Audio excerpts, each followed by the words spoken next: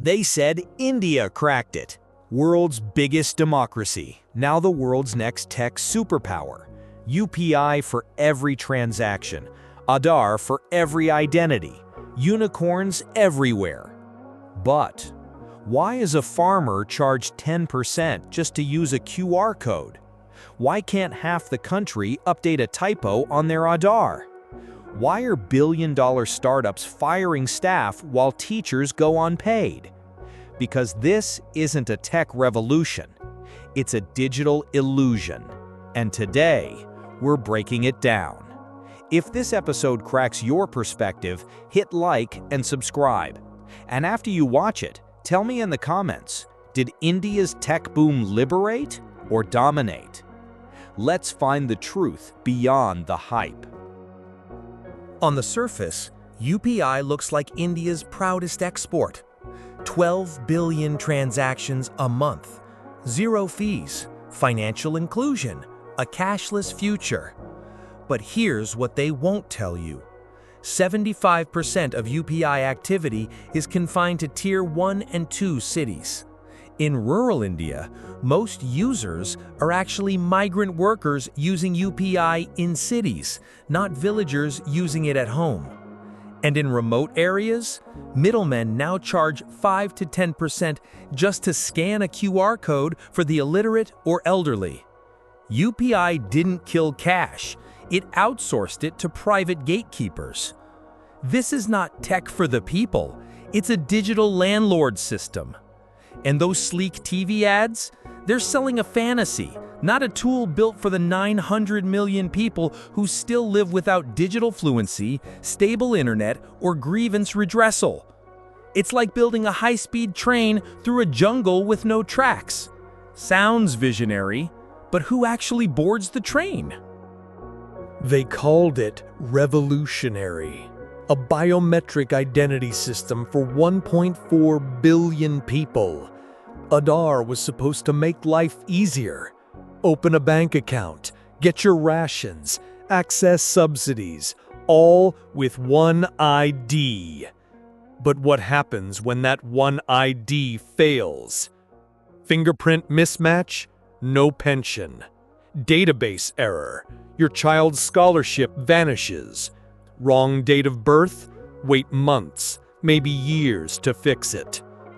Aadhaar promised identity, but in practice, it's a digital gatekeeper and sometimes a brick wall. And the kicker? You didn't even choose to be part of it. Most citizens enrolled because they were told they had to or risk losing welfare. What started as access became a form of control. Today, Aadhaar is being linked to policing databases, SIM cards, travel records, even protest surveillance. What if the real legacy of Aadhaar isn't inclusion, but soft authoritarianism? A centralized, hack-prone, opaque system where you don't own your identity, the state does. Flipkart sold to Walmart. Ola tried to become Uber and then tried to become Tesla, and now it's trying to survive. India's startup scene has produced 110+ unicorns. That's more than most countries. But what if we told you 83% of them are loss-making, running on VC oxygen, not revenue? Byju's was once valued at $22 billion. Today, it owes $1.2 billion to teachers, vendors, and investors.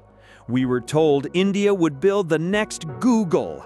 Instead, we built apps that delivered groceries at a loss, gave loans to students with no job, and gamified education, then ghosted the kids when it crashed. Startups weren't solving Indian problems. They were mimicking Silicon Valley playbooks with none of the safety nets. This isn't innovation. It's valuation, theater. And the curtain is starting to fall. Unicorns don't equal impact, especially when they collapse under their own hype. India digitized everything. Payments, identity, startups. But one thing stayed the same: wages. Despite the digital boom, labor productivity fell, not rose. From 6.9% growth in the 2000s to just 3.8% in the 2020s. You'd think with UPI, cloud kitchens, and gig platforms, we'd be richer, right? But what India created wasn't a middle class. It created the illusion of participation while locking most people into low-paying, unstable work. Tech became a treadmill. We started moving faster, but not getting anywhere. Digital India gave us jobs that don't scale, apps that don't protect, and productivity that just doesn't show up. GDP looks good on paper, but go ask the people moving that paper if they feel wealthy. The truth is, for most of India, technology changed the tools, not the outcome. India powers the world's digital systems, but what does it actually own? TCS, Infosys, Wipro, the giants. But only 7% of IT revenue comes from real R&D or intellectual property. NASSCOM 2024. The rest? Service, outsourcing, back-end maintenance. In the 90s, we answered phones. In the 2020s, we answer prompts. Call it what you want, BPO, KPO, AI workflows, but it's the same script. India is still doing the digital grunt work for global firms. While China builds factories of innovation, India still rents out its talent. This isn't an insult to our engineers. It's a system-level failure. We built the pipeline, but never owned the oil. If you're always serving someone else's platform, you're not rising, you're surviving. Aadhaar was supposed to be the great equalizer, a digital ID for every citizen, empowerment, inclusion, identity. But what if it's not a tool for the people, but a tool to control the people? India bought over 720,000 biometric scanners, not for banks or hospitals, but for law enforcement and surveillance. Aadhaar isn't just your ID, it's your SIM, your bank, your subsidy, your location, and it leaks again and again. The world's largest biometric database, now tied to protests, arrests, and digital profiling. Rural citizens are losing access to food, pensions, and healthcare, all because the system thinks they don't exist. A broken fingerprint, a database mismatch, and you disappear. This isn't failure, it's design. A system that excludes the poor more than it uplifts them, and lets power watch every click, every movement, every rupee.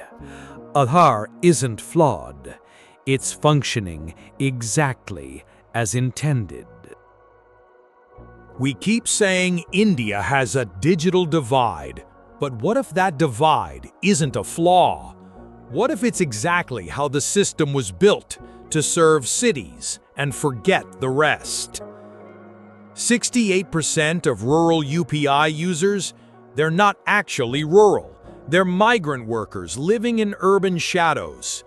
Real rural India, the 700,000 plus villages, still struggles with basic internet, electricity, and literacy, yet we call this a digital revolution. In many places, local shopkeepers charge 5 to 10% to help poor users scan QR codes. That's not innovation, that's digital feudalism. The apps are sleek, the dashboards are beautiful.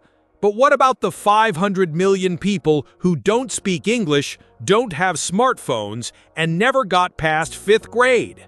For them, Digital India is just another locked door.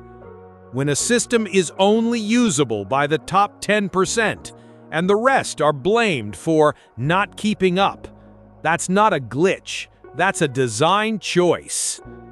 This divide is not a failure of tech. It's the success of selective inclusion. Welcome to the new caste system, not by birth, by bandwidth. India dreamed big, a paperless, cashless, frictionless future. And in some ways, it delivered. We built rails the world hadn't seen. 1 billion people tied to a single ID. Real-time payments 24/7. Millions of developers coding the future. But beneath the surface, a quieter story unfolded. Systems that locked out the very people they claimed to include. Startups that chased valuation, not value. Data collected without consent, tech deployed without trust. We gained dashboards, we lost the village postman. We gained speed, we lost reliability. We gained reach, but did we gain justice? In the digital age, what you build isn't enough. What matters is who it lifts and who it leaves behind. India's future isn't binary. It's not failure versus success. It's this: a brilliant idea still waiting to land on solid ground. Was it a revolution or just a mirage? Let us know in the comments. If this made you think even 1%, like and subscribe. And don't forget to share this with someone who still believes in the hype.